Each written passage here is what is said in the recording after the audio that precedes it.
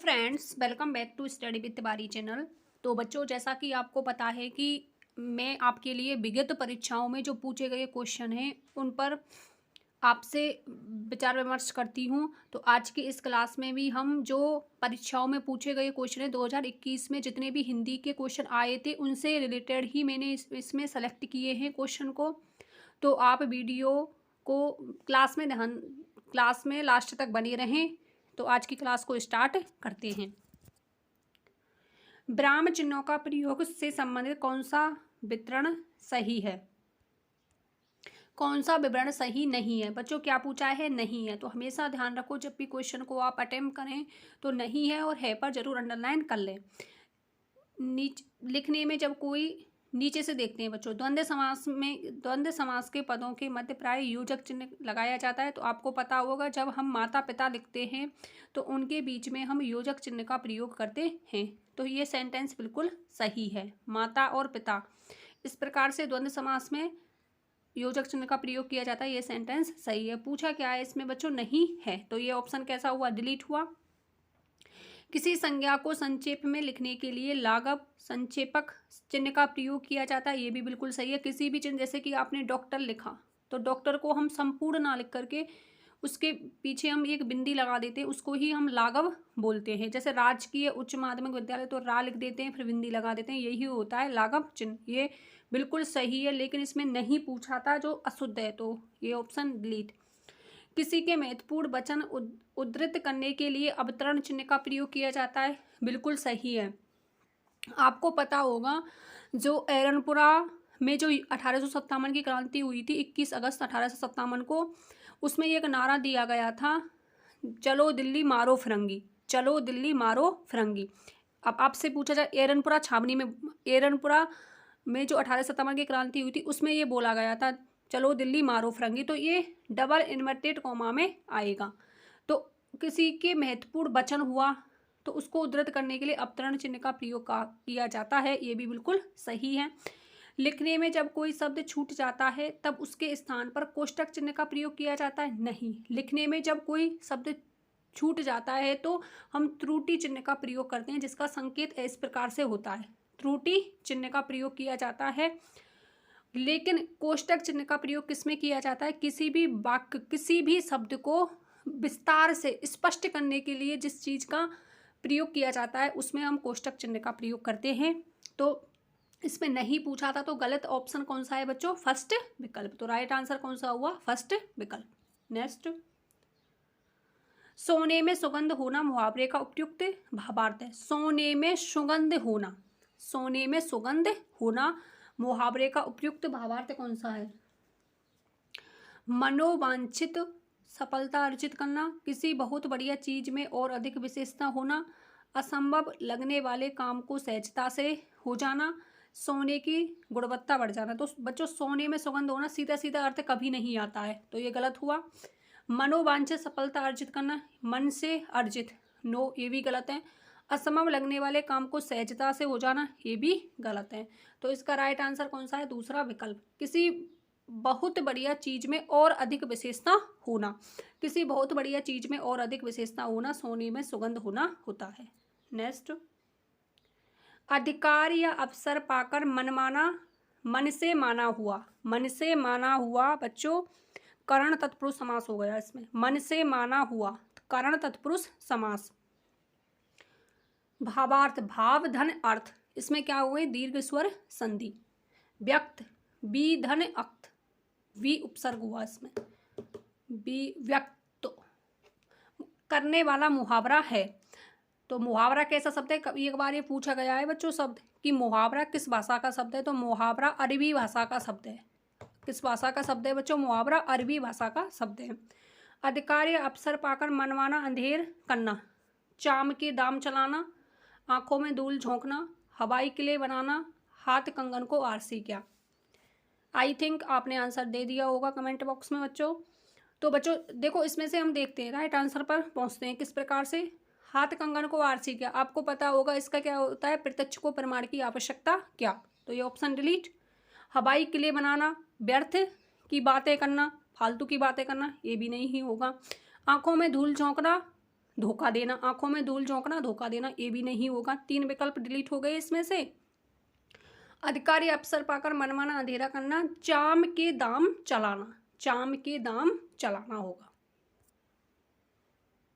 Next है, जब तक पिता की कमाई पर ऐश करते रहे, जब खुद कमाना पड़ेगा तो ब्लैंक है। उक्त वाक्य में रिक्त स्थान की पूर्ति के लिए किस मुहावरे का प्रयोग उचित रहेगा?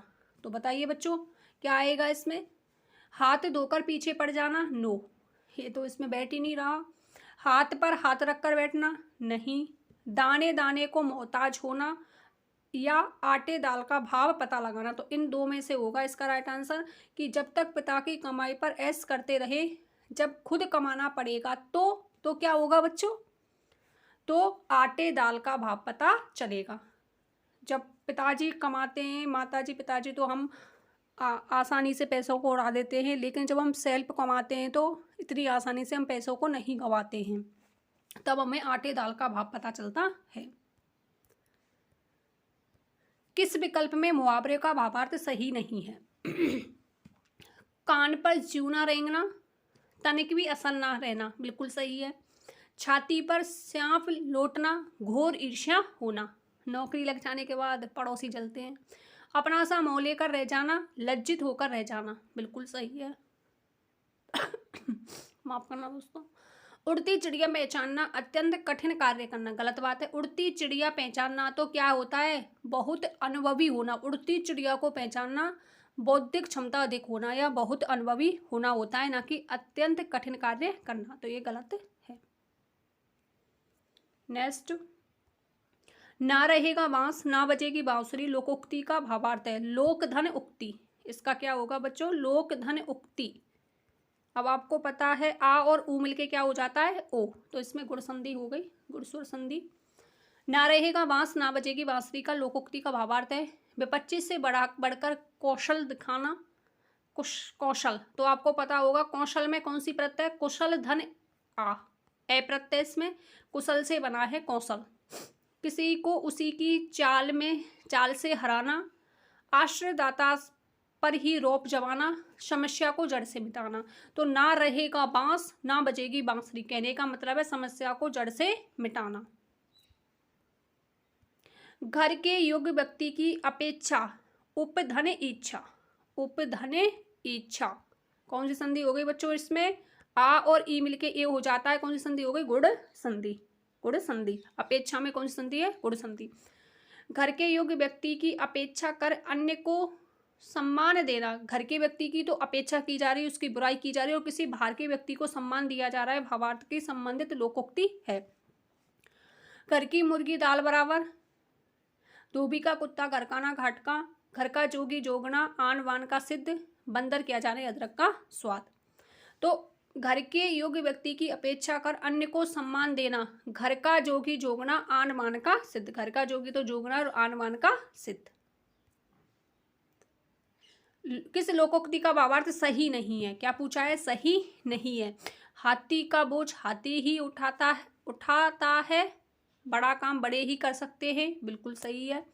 गुड़ खाए गुलों से परहेज, बनावटी परहेज, बिल्कुल सही है। ओस चाटे प्यास नहीं बुझती, ओस चाटे प्यास नहीं बुझती, कृपण व्यक्ति सब कुछ होते हुए भी भूखा रहता है, ये तो गलत है बच्चों, पढ़ने में यह शुद्ध लग रहा है। को के को से ढोर नहीं मरते, बुरे आदमी की बद्दुआ से कुछ नहीं होता है, को के कोसे से ढोर नहीं मरते हैं। बुरी संगत का फल बुरा ही होता है, इस आशय के लिए उपयुक्त लोकोक्ति है, उपयुक्त लोकोक्ति है। उपयुक्त लोकोक्ति है खून सिर चढ़कर बोलता है, चोर की दाढ़ी में तिनका, कोयले की दलाली में हाथ काले, चोर चोर से जाए हेरा फेरी से ना जाए। बुरी संगत का फल बुरा होता है, कोयले की दलाली में हाथ काले करना, कोयले की दलाली में हाथ काले करना। कुछ इसमें संधि से क्वेश्चन है जो आए हुए एग्जाम में बच्चों, मैंने सेल्फ नहीं बनाया है इनको, इसलिए आप सोच सकते हो कि आने वाली जो रीट पटवार या फिर video second grade first grade में इसी प्रकार से क्वेश्चन आने वाले हैं। निम्नलिखित में से गलत संधि विच्छेद है, तो बच्चों गलत पूछा है, इसमें से 3 सही होंगी, 1 गलत होगी। प्रतिष्ठा प्रतिधन स्था, निधन सेध निषेध, पद प्लस अति पद्यति, जगत प्लस ईस जगदीश। मामूली अंतर है बच्चों, मामूली मिस्टेक है इसमें। प्रतिधन स्था प्रतिष्ठा बिल्कुल सही है। नी प्लस से साते ए मूर्धन से में कन्वर्ट होगा, जिस प्रकार से अभिधन सेक से अभिषेक बनता है। अभिधन सेक से क्या बनता है बच्चों? अभिषेक। पद धन हति से बनता है पद्धति, पद धन हति से पद्धति बनता है, बिल्कुल सही है। इसमें हा का क्या हो गया है? ध।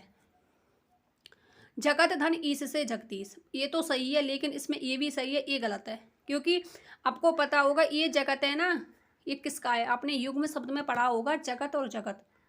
जो हलंत वाला तय आता है ये तो होता है ईश्वर के लिए, और जो बिना हलंत का इसमें जो आया हुआ है ये तो कुएं के लिए होता है बच्चों। युग्म शब्द में कुआ आता है ये, तो इसमें हलंत आता तब तो ये सही होता। मामूली मिस्टेक है बच्चों, इसी प्रकार से आती है। तो जगत जगत ये वाला तो कुआ है, और हलंत वाला होता वो ईश्वर के लिए था, तो ये बिल्कुल सही। और आप देख सकते हो इसमें पीछे स्वर है ना कि व्यंजन। जब भी स्वर आता है ना बाद में तो आगे का अक्षर हलंत हो जाता है, और ये व्यंजन संधि में हमेशा होता ही है हलंत, तभी तो उसे हल स्वर संधि बोलते, हल संधि बोलते हैं व्यंजन संधि को। किस शब्द का संधि विच्छेद सही है? किसका सही है? इसका मतलब 3 का गलत है, इसमें 1 का सही होगा। तो बताइए आप। चिता धन्य भास से चित्त धन आवास, सदा धन सदाचार से सदा धन आचार, पितृज्ञा पितृ प्लस अज्ञा से पितृज्ञा, स्वल्प स्वेधन अल्प से स्वल्प। तो 1 संधि विच्छेद सही है इसमें से। बताओ बच्चों कौन सा सही होगा इसमें? तो बताइए कौन सा सही होगा। तो आई होप आपने सोच लिया होगा। चलो बच्चों हम करते हैं। तो इसमें दे रखा है स्वल्प, तो स्वल्प का क्या होगा बच्चों? स्वल्प। तो इसमें देखो स्वल्प का स्वेधन अल्प नहीं होता बच्चों, इसका होता है सुधन अल्प। सुधन अल्प, सुधन अल्प से बनता है स्वल्प शब्द, सुधन अल्प से बनता है स्वल्प, तो ये गलत हुआ। पितृज्ञा शब्द में पितृ पितृ ये वाला पितृ होता, पितृ धन अज्ञा, पितृ धन अज्ञा से बनता पितृज्ञा, ये भी गलत हुआ। इसमें सत्य धन आचार से बनता सदाचार, सदा प्लस आचार से सोई बनेगा, ये तो सीधा सीधा दे दिया इसमें। इसका बनता बच्चों सत सत धन आचार से बनता सदाचार, ये भी ऑप्शन कैसा हुआ? गलत हुआ। तो 3 विकल्प कैसे है? ये अशुद्ध है, शुद्ध नहीं है, सही संधि विच्छेद नहीं है इसमें। चित्त धन आवास दे, तो इसमें तय का क्या हो गया? दे, तो ये बनेगा, ये बिल्कुल सही है। तय थे दे, तो तीसरे में कन्वर्ट हो गया ये, तो ये बिल्कुल सही है संधि विच्छेद। व्यंजन संधि हो गई इसमें। नेक्स्ट, किस शब्द का संधि सही है? किस शब्द की संधि सही है? तो इसमें से भी 3 गलत होंगे और 1 सही होगा। तो बच्चों आई होप आपने कमेंट बॉक्स में इसका आंसर दे दिया होगा। देखते हैं बच्चों। मातृधन इच्छा से मातृ इच्छा, बिल्कुल गलत है। आपको पता होगा मातृधन इच्छा से बनेगा मातृ इच्छा, ये वाला शब्द बनता मातृ, इसकी मात्रा लग जाती है इसमें। आपको पता है तय और रे मन के क्या बन जाता है? त्रय बन जाता है, ये संयुक्त व्यंजन है, त्रय बनता है तय धन रे से, तो पितृच्छा क्या बनता है इसका? प्रतीच्छा, माफ करना मातृच्छा, मातृधन इच्छा से मातृच्छा बनता, ना कि मातृच्छा, ये गलत। गुरुधन उपदेश से, अब यहाँ पे ऊ है, यहाँ ऊ है, तो ऊ और ऊ मिलके दीर्घ ऊ हो जाता है, दीर्घ स्वर संधि का नियम है, तो यहाँ पर बड़ा ऊ आता है, ये गुरु उपदेश होता। ऊपरी धन उक्त से उपयुक्त नहीं बनता, ऊपरी धन उक्त से बनता है बच्चों उपयुक्त, क्या बनता है बच्चों? उपयुक्त। तो शब्द शुद्धि में भी ध्यान रखना है इसको। ऊपरी धन उक्त, इसमें यड़ स्वर संधि हो गई, ऊपरी धन उक्त, तो ये ऊपरी धन उक्त से उपयुक्त नहीं बनता, तो क्या बनता है बच्चों? उपयुक्त बनता है। तो ये 3 विकल्प कैसे हैं? रॉन्ग हैं, गलत हैं। सही कौन सा है? 4th विकल्प। मही धन इंद्र से, यहाँ पर भी ई है, यहाँ पर भी ई है, और ई मिलके बड़ी ई हो गई, तो ये भी दीर्घ स्वर संधि का उदाहरण है, तो ये महींद्र बिल्कुल सही है। तो बच्चों ये थे आज के क्वेश्चन। आई होप आपको बेहद पसंद आए होंगे। तो कमेंट बॉक्स में अपना स्कोर बताना कितने कितने सही हुए। इसी प्रकार से विगत परीक्षाओं में आए हुए क्वेश्चनों के साथ फिर मिलते हैं एक बार। तब तक के लिए आप अपना ध्यान रखिएगा। क्लास से जुड़ने के लिए थैंक यू सो मच। मिलते हैं नेक्स्ट वीडियो में। Bye bye, take care all of you.